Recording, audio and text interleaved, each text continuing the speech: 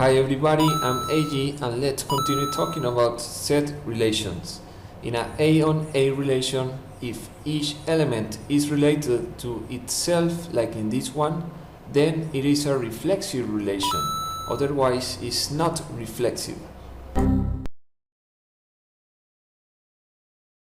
Now, a symmetric relation in A-on-A occurs when every pair has their own inverse included, like this. Otherwise, it's a non-symmetric relation.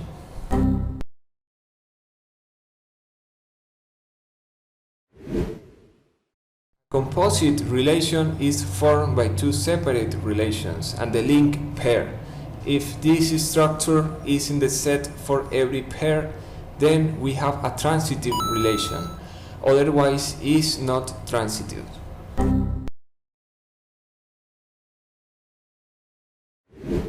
Now consider this relation of A on A.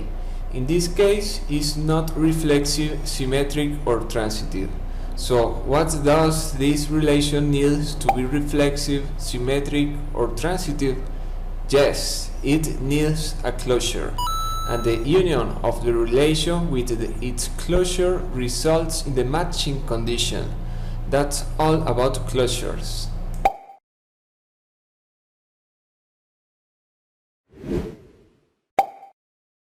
An equivalent relation is reflexive, symmetric and transitive. By example, R has all matching conditions, but the A on A full operation too, and this is called the universal relation.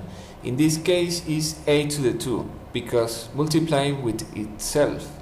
Can exist operations on A to the 3, A to the 4 or any number. And this has been all for today's video. See you next time.